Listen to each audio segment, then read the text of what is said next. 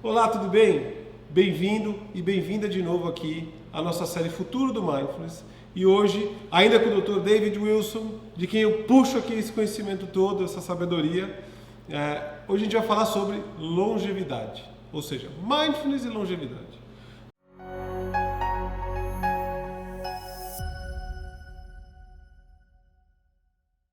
Doutor, o que eu vejo hoje no mundo aqui? A gente está percebendo que as pessoas estão vivendo mais tempo, certo? A gente está vencendo alguns desafios que no passado eram bem complexos, em termos de doença, guerra e outras coisas, e hoje as pessoas duram mais tempo, né? E a gente tem uma condição de vida aqui que a vida produtiva ela vai até uma certa etapa e depois a pessoa fica fora disso. Como é que essa pessoa vai viver? E como é que você vê essa questão da longevidade na atual situação e como o Mindfulness pode ser uma peça importante aí para esse futuro próximo, eu diria até para o presente atual. É o presente do Mindfulness. Por favor. E o presente da pirâmide etária, né? Porque os idosos já estão ocupando uma proporção muito maior da população do que antes, né? Isso vai obrigando a gente a rever uma população que tem um poder de trabalho menor, pelo menos do trabalho convencional, da forma como a gente pensa, né? Pode haver outras reinserções e tudo mais. Mas assim, isso é um problema que já está batendo na nossa porta mesmo, eu não poderia concordar mais com você. Mas durante muito tempo viu-se a ideia da morte como algo extremamente malvindo. Então teríamos todos que viver eternamente, isso seria felicidade, já que não dá para viver para sempre, então a gente morre e depois da morte a vida eterna, ou seja, sempre, do ponto de vista do ocidental, a gente está sempre tentando driblar a morte, e o que se perdeu de vista há muito é que a morte faz parte da vida, né? A gente lê o livro do Gulliver, acho que é Jonathan Swift, o autor, e é um livro maravilhoso, ele é tido como um livro infanto-juvenil, mas é como Alice no País das Maravilhas. Pretensamente é um livro para crianças, mas na verdade o adulto lê e vê coisas absolutamente sarcásticas, irônicas e importantes. O Gulliver, todo mundo lembra da ilha de Lilliput, dos anõezinhos, em que amarram ele no chão, daí ele solta tudo, fica amigo. Alguns se lembram da ilha dos gigantes, que ele também é jogado dentro de uma xícara de chá. Mas outras, na verdade, ele faz um circuito de 5, 6 ou 7 ilhas, outras já não me lembro também. Mas uma das ilhas é impressionante, porque lá havia, era uma ilha aparentemente normal, mas lá havia no topo de uma montanha alguns homens vestidos de uma maneira muito distinta e que não desciam daquelas montanhas rochosas. E o Gulliver pergunta para o alcaide, né, para o prefeito da aldeia, o que eram aqueles homens. Ele falou: aqui na nossa ilha nós temos algumas pessoas que não se sabe por que elas não morrem. Elas vivem eternamente, elas não conseguem morrer. Pode fazer o que quiser, elas não morrem. E o que acontece é que lá pelas tantas elas se entediam, porque não há, afinal de contas, tanta relevância. As pessoas que eles amam morrem, vão embora. As coisas mudam, os conflitos, no entanto, ficam iguais. Eles lá pelas tantas se entediam e se recolhem às montanhas. Lá eles compartilham a sua miséria de não conseguir mais contemplar a novidade. Nesse sentido, né, o mindfulness é precisamente o inverso disso. Em vez de nós pensarmos em ter uma vida aparente próxima de eterna, agora a ideia é viver 800 anos, então andam prometendo aí que se determinados mecanismos biológicos forem garantidos, então viveremos por séculos, né? Resta por ser visto, né? Mas se fosse, né, em algum momento haveria morte. E viver muito me prepara mais ou menos para a morte? Isso é uma bela de uma questão. Mas o que nós podemos pensar é que o mindfulness, contrariamente às promessas de longevidade provecta, vida quase eterna, o mindfulness introduz, sim, a ideia da finitude, aquilo que é traduzido por impermanência.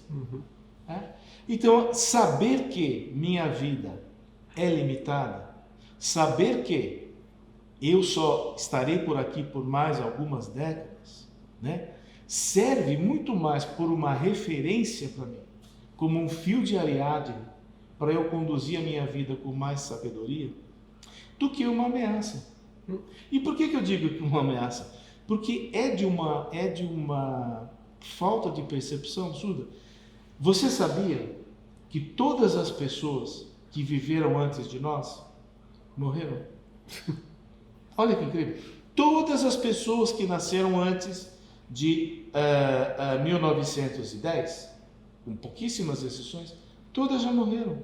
Então veja, a maior parte da humanidade morreu. É uma minoria que está viva, né? Então, é preciso entender que faz parte da história da espécie humana, que o indivíduo durma. O Lacan falava, para que a espécie cavalo possa se perpetuar, é preciso que o indivíduo cavalo morra em algum momento. Algumas espécies de borboleta, elas vivem na fase larvária. Quando elas nascem para a borboleta, elas nascem sem boca, sem tromba e sem aparelho, sem forma de digerir comida. Elas nascem para bater a asa, reproduzir e morrer. Então ela já sai do casulo para morrer. Nós também saímos da barriga da nossa mãe para morrer. A diferença é que entre sair da barriga e morrer tem um pequeno interregno. E esse interregno cabe a nós. Alguns de nós podem usar esse interregno com sabedoria para tentar gerar uma coisa produtiva para a sua geração, para o seu momento, e outros podem usar esse tempo para correr insensatamente atrás da eternidade. É da decisão de cada um. Mas o mindfulness vai ajudar a receber a ideia da morte como uma amiga. Ou como se fala na psicanálise, a morte é um mestre absoluto. Por quê? Porque a morte silencia todas as outras vozes. Então nós estamos aqui num debate acirrado sobre o que nós vamos fazer daqui para frente e de repente chega a notícia, olha, a mãe de fulano morreu. Parou. Acabou a discussão. Todos vão se alinhar respeitosamente ao fato de que alguém partiu.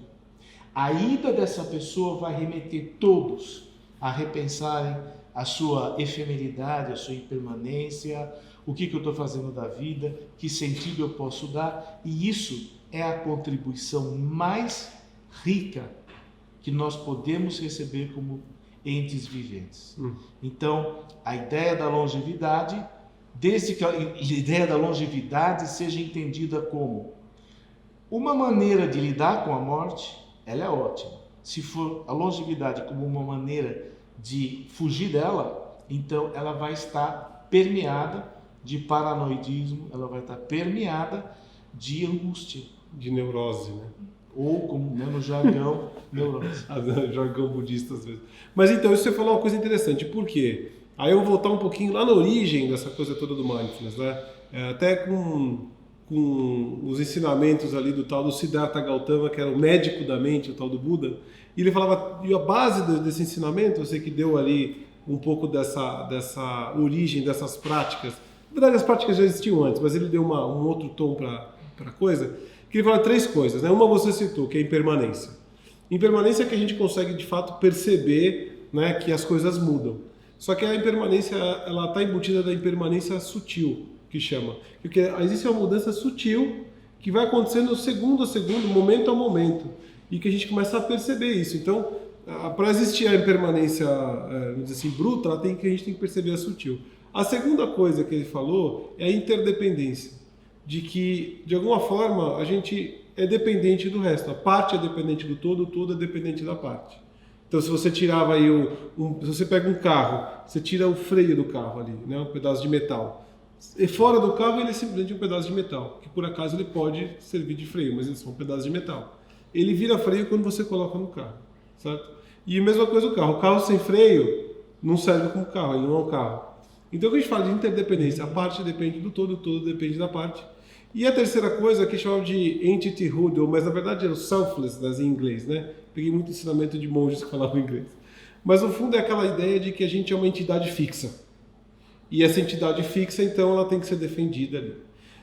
Por que eu estou falando isso tudo? Porque a ideia que o Buda trouxe lá atrás era que a gente, na verdade, era um contínuo de causa e efeito, causa e consequência, né? E não necessariamente um ser fixo. Quando a gente começa a pensar um pouco a respeito disso, né? Meditar um pouco a respeito dessa ideia, vem um pouco disso que você falou, de que a gente tem que entender, né, no fundo, que a morte faz parte da vida. E ao entender isso, ao a gente contemplar essa possibilidade, como muito bem você citou o exemplo agora, de que chega aí uma pessoa com uma notícia de morte de alguém próximo, todo mundo para na hora do assunto que está falando, né? E quando eu estava no Butão aí em 2013, se não me engano, passei um tempo lá, eu percebi que o Butão, para quem não conhece, né, o Butão é um país asiático que fica ali do lado do Nepal, atrás do Tibete. É um país bem pequeno, um reino, que não foi invadido, né, pela China e tal. Ele é preservado a cultura tibetana, budista tibetana, vamos dizer assim, de algumas linhagens ali, e é tido como o país da felicidade. Que eles têm lá o índice de felicidade geral da população, que ao invés do PIB é o tal do FIB, né, a felicidade interna bruta, sei lá. E tem vários pilares, né? Que todo mundo gosta de estudar os pilares, por que o pilar que o país é feliz, porque desse aquele pilar. Mas na verdade existe uma coisa da cultura, vamos dizer, primordialmente budista, que é o fato de que as pessoas lá, elas contemplam a morte, ou seja, elas lembram que vão acabar, que aquele contínuo de causa e efeito vai ter, não, um fim, em determinado momento, e que ao fazer isso, elas conseguem então prestar atenção em pequenas coisas da vida que fazem com que elas vivam uma vida mais feliz. E quem é mais feliz tem uma vida mais, às vezes, realmente mais positiva. Eu vi algumas pesquisas, inclusive num convento na Europa, se não me engano, não preciso lembrar o nome do pesquisador, mas que eles viram que as freiras, é um convento, se não me engano, na Suécia, que as freiras elas viviam muito tempo. E eles pegaram lá os relatos, elas costumam fazer journaling, né, diários emocionais e tal. Eles perceberam que as freiras que tinham os diários com relatos mais positivos eram aquelas que viviam mais tempo. Ou seja, talvez, eu estou jogando aqui para você também trazer um pouco à luz, talvez a longevidade também, ela tem dois aspectos.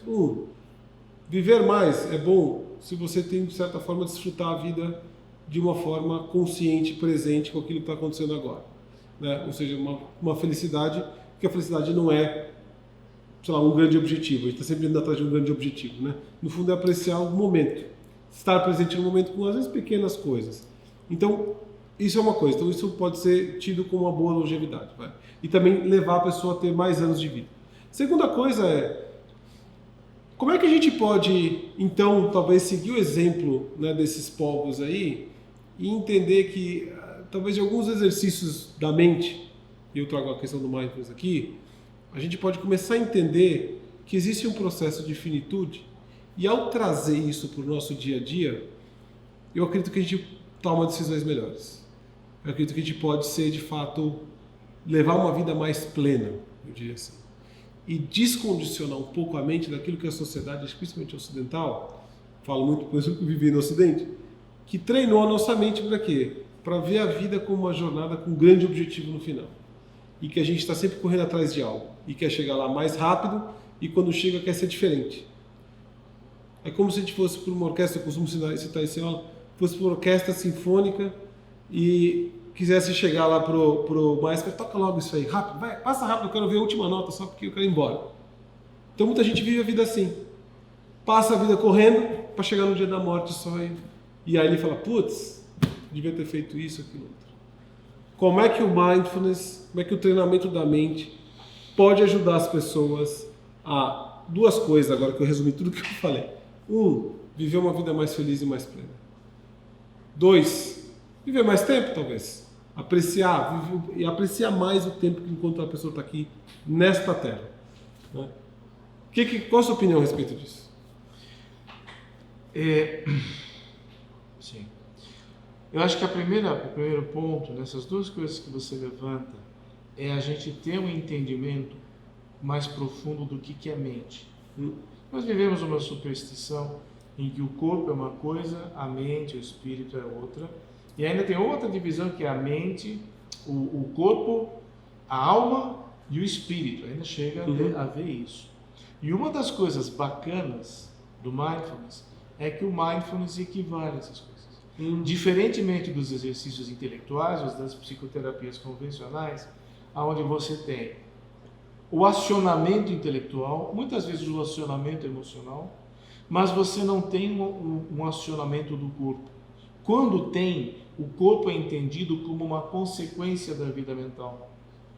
No Mindfulness, o corpo é equivalente à vida mental. Então, o que nós passamos a ter? Nós passamos a ter um aliado que ele é mudo, mas ele fala. Ele está presente o tempo inteiro, mas a gente deixa de perceber. Por isso que é interessante quando a gente pratica Mindfulness. Então, uma das ideias que é muito forte, que eu sempre, na instrução, é algo que eu gosto muito de lembrar, que é imaginar as luzes do ambiente acesas e uma vela acesa numa mesa. Suponhamos que seja de noite. Então, o que acontece? Eu paro a baderna.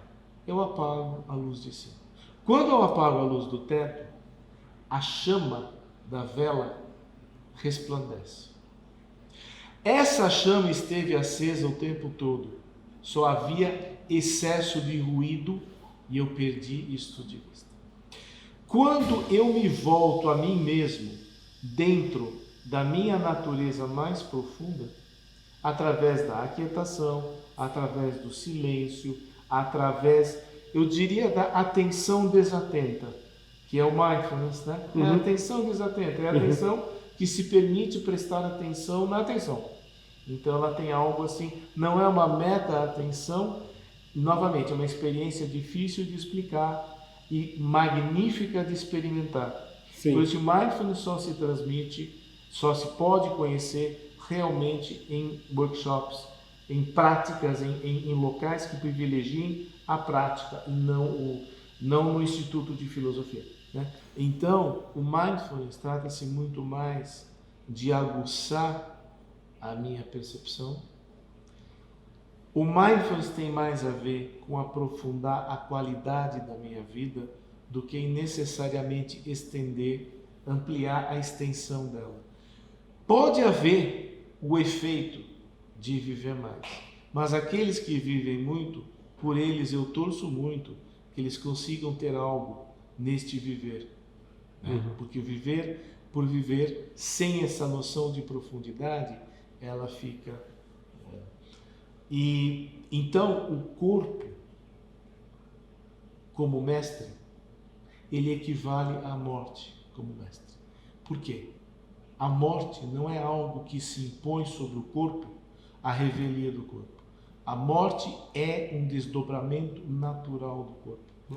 Assim como a formação do embrião é um desdobramento normal da energia da natureza, então faz parte. Então este mestre mudo, ele decide parar de funcionar. É sábio ouvi-lo. E traz ao que resta da vida uma dimensão, como você bem colocou, de possibilidade, de saciedade, de possibilidade de realização, de desfrutar, né, que pode ser o que redime uma existência. Então, e para finalizar, ainda diria que esse mestre que é mudo, ele é um mestre imediato. Vamos imaginar, a gente fala imediato, a gente imediatamente pensa na dimensão cronológica. Quer dizer, eu peguei esse livro, joguei imediatamente, ele caiu no chão.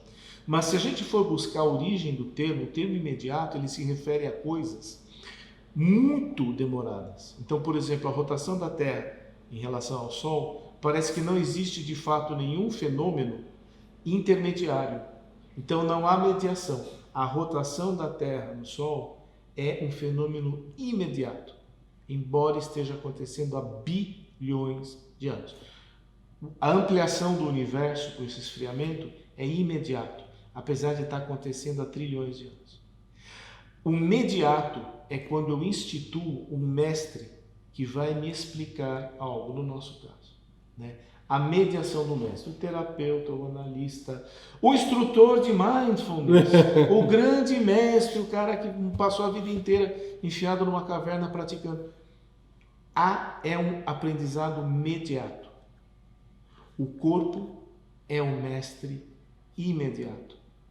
E o bárbaro é que ele não, se eu der voz para ele, ele não se cala. Ele me avisa. E esse é meu amigo. Esse é meu amigo. Com esse cara, eu vou junto para a morte. Eu confio na morte com esse cara junto comigo. Com o resto eu vou ficar desesperado. Mas quando eu sei que é esse grande chapa, a minha respiração, o meu ser está comigo desde que eu nasci, eu tenho suficiente tranquilidade de deixar essa máquina desligar quando ela achar que tem que desligar. Muito legal. Olha, muito obrigado então por mais um episódio do Futuro do Mindfulness, hoje falando de longevidade.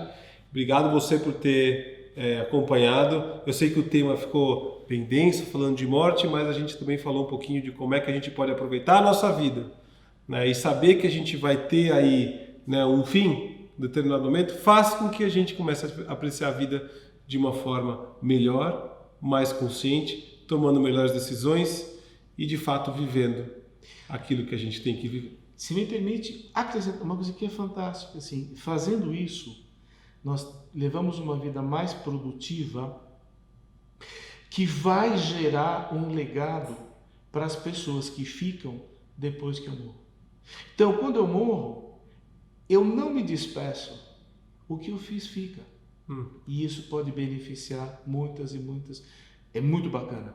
Eu posso ainda estar beneficiando gente depois que eu estiquei as canelas. Eu acho isso sim, é dar à morte o estatuto de dignidade que ela tem. Muito bem. Muito obrigado, doutor. Muito obrigado a você que está vendo e até o próximo Futuro do Mindfulness.